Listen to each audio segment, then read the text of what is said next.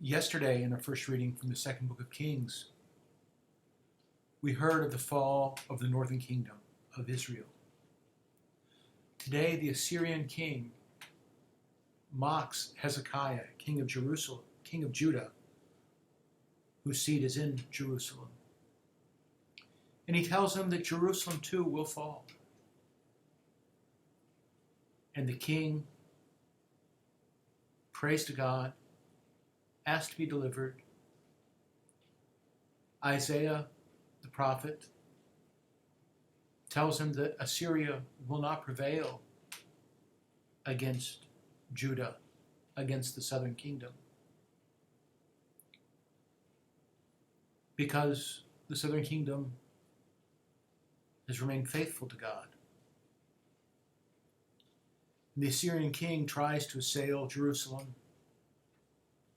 And we're told in 2 Kings that the angel of the Lord struck down 180,000 Assyrian troops. Now, whether or not the angel of the Lord actually went and struck those down, I can't tell you. But what history can tell us is that Assyria never took Jerusalem, that the Assyrian troops were turned back, routed in battle, and that the king of Assyria returns to Nineveh. And thus Jerusalem remained unconquered, at least until the Babylonians come a few centuries later and carry the princes of Judah off into captivity in Babylon. Luckily for Judah and for us,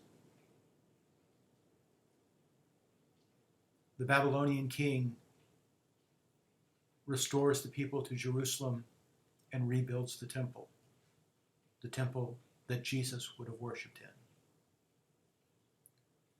So a little more Jewish history. I think it's important for us because it's our roots.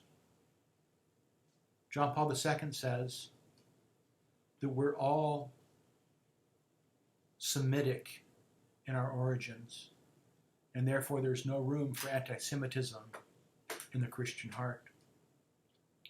We're spiritual Semites, he says. And if we don't understand our history,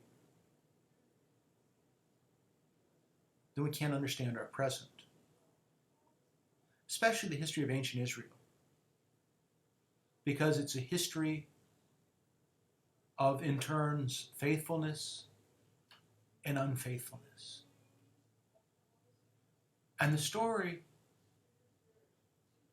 of all of Scripture, but particularly the Old Testament, is that when we're unfaithful, bad things happen. And I don't think we necessarily need to say that as punishment from God, but just as a consequence of our bad actions. They have consequences. And I think as we reflect on our world today, we can see that's equally true. And our faithfulness, or our lack of faithfulness, will have consequences for ourselves and for our society. God bless you.